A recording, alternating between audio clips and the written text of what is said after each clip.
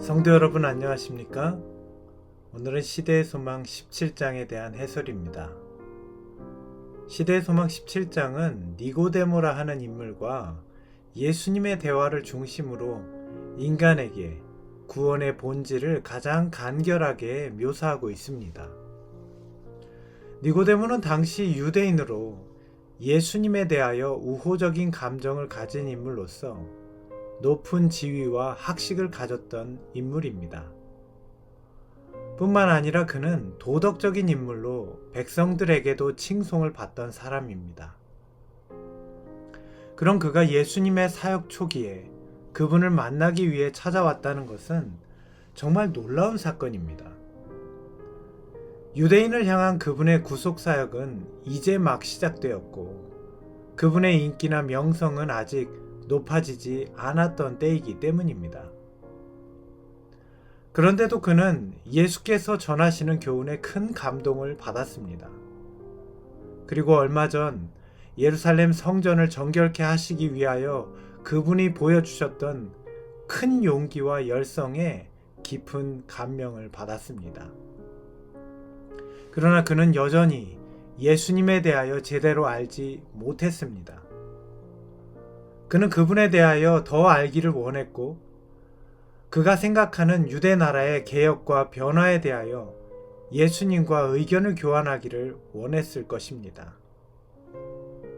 니고데모는 야심한 밤에 사람들의 눈을 피해서 감람산 근처에 예수님의 거처를 찾아왔고 예수님을 대면하였습니다. 선생님, 우리는 선생님을 하나님께서 보내신 분으로 알고 있습니다.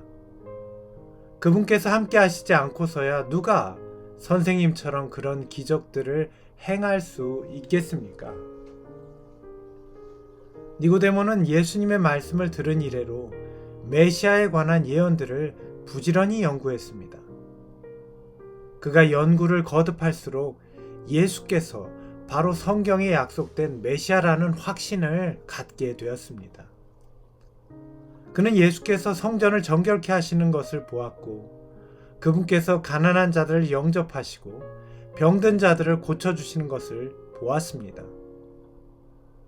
그들의 입술로부터 하나님을 찬양하는 기쁨의 소리들을 그도 들었고 감동했을 것입니다. 그런데 그 역시 당시 사람들이 가졌던 메시아에 대한 편견에서 완전히 벗어나지는 못했습니다. 그는 예수님을 메시아로서가 아닌 단지 인간 중에 뛰어난 한 사람인 선생님이라고 불렀습니다.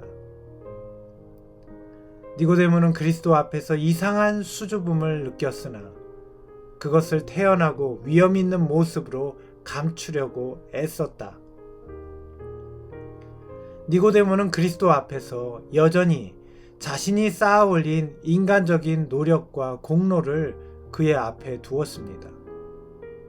그는 자신을 구원이 필요한 죄인의 처지에 놓지 않았습니다. 오늘날 우리는 어떻습니까?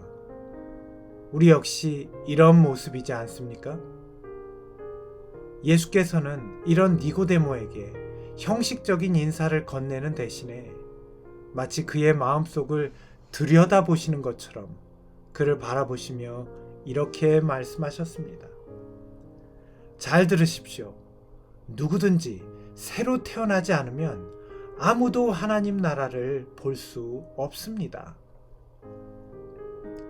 니고데모에게 정말 필요한 것은 이론적인 성경 지식이 아니라 영적인 사람으로 다시 태어나는 것이었습니다. 오늘 우리에게는 호기심을 만족시키는 성경 공부가 필요한 것이 아니라 오늘 우리에게 새로운 마음을 갖게 할 성령으로 거듭남이 필요한 것입니다.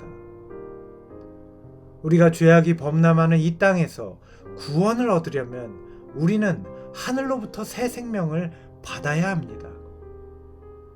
하늘의 새 생명은 영적인 것입니다. 그러면 오늘 우리의 마음에는 하늘의 사물들을 인식할 수 있는 영적인 것이 존재합니까? 만약 우리에게 영적인 생각이 아닌 온갖 세상의 생각이 가득하다면 아무리 성경 지식이 있어도 선한 봉사를 한다 해도 여전히 우리는 거듭나지 못한 것입니다. 니고데모는 예수님의 말씀에 이렇게 반문합니다. 다 자란 사람이 어떻게 다시 태어날 수 있겠습니까? 다시 어머니 뱃속에 들어갔다가 나올 수야 없지 않습니까? 니고데모는 로마 제국 통치 아래 부패한 유대 나라와 타락한 예루살렘 성전의 예배가 메시아의 오심으로 개선되고 변화되기를 기대했습니다. 그리고 다른 많은 유대인들처럼 유대 나라와 예루살렘이 다시 세상의 중심이 되는 것을 생각했는지도 모릅니다. 그러나 예수께서는 니고데모에게 그 역시 구원이 필요한 죄인이며 죄로부터 거듭나는 성령의 침례를 경험해야 한다고 말씀하신 것입니다. 그는 엄격한 바리새인이었고 침례 요한의 기별을 존중하는 마음으로 예수님을 찾아왔는데도 말입니다. 그는 깜짝 놀랐습니다. 사람은 누구나 양심을 찌르는 이런 질문을 받으면 이렇듯 자기를 방어하는 태도를 보입니다. 그러나 진리의 영이 말씀하시는 것을 들어야 합니다. 성령의 음성을 거절하는 것은 그의 마음으로 영적인 것을 거절하는 것이기 때문입니다. 육에서 나온 것은 육이며 영에서 나온 것은 영입니다. 새로 나야 된다는 내 말을 이상하게 생각하지 마십시오. 우리는 모두 영적으로 새로 태어나야 할 죄인입니다. 이 세상에 죄 지은 영혼을 치료할 수 있는 약은 없습니다. 육신으로 태어난 인간은 본성적으로 죄로 기울어져 있습니다. 육신에서 나오는 모든 생각들은 악할 뿐이며 하나님의 율법에 순종하지 못합니다. 시대소망 17장에는 이렇게 말합니다. 마음의 냇물이 맑게 되려면 먼저 마음의 샘이 정결하게 되어야 한다.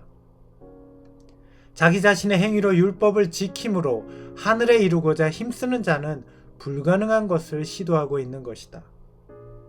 그리스도인의 생애는 옛것을 변경하고 개량하는 것이 아니라 본성을 변화시키는 것이다. 오늘 우리에게 필요한 것은 자기 개발이나 도덕적인 개선이 아닙니다. 우리는 예수 그리스도로 말미암아 죄에 대하여 죽고 전혀 새로운 영적인 새 생명으로 다시 태어나야 합니다. 이런 변화는 성령의 역사를 통해서만 이루어질 수 있습니다. 예수님은 그 말씀을 니고데모에게 하신 것입니다. 그러면 우리는 어떻게 해야 죄인인 우리가 성령으로 다시 태어날 수 있을까요? 바람이 임의로 불매 내가 그 소리를 들어도 어디서 오며 어디로 가는지 알지 못하나니 성령으로 난 사람은 다 이러하니라.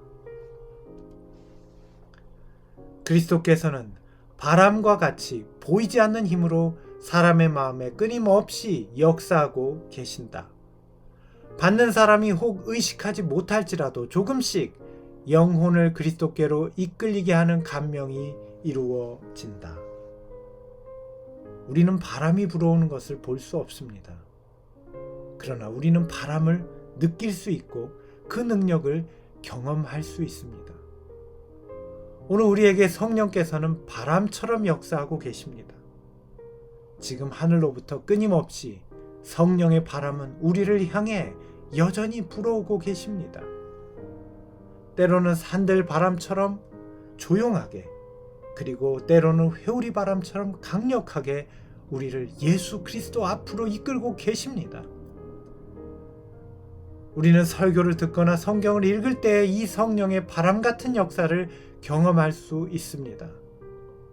그러다 어느 날 우리는 예수의 생애를 묵상하는 중에 더욱 강력한 성령의 직접적인 호소를 듣게 될 것입니다. 그때 우리는 우리 자신을 완전히 주님께 바치게 될 것입니다. 우리는 온전히 회심하게 될 것입니다. 그러나 이것은 결코 갑작스러운 일이 아닐 것입니다. 왜냐하면 성령의 바람은 처음부터 단 한순간도 쉼없이 우리를 향해 불어오고 있었기 때문입니다. 하나님께서는 이렇듯 오늘 우리를 구원하기를 열망하십니다. 이번 한 주간 시대소망 17장을 꾸준히 묵상하시게 되시기를 간절히 바랍니다. 함께 기도드리겠습니다. 아버지 하나님, 오늘 우리에게 하늘로부터 이런 성령의 바람을 끊임없이 불어오게 하시니 감사합니다. 예수 그리스도로 인하여 열려진 하늘의 놀라운 구속의 진리의 문으로부터 우리에게 불어오는 이 성령의 바람을 마음으로 깊이 받아들여 예수님을 우리 안에 주인으로 모시고 성령의 거듭남을 경험하는 주의 성도가 되게 하여 주시옵소서.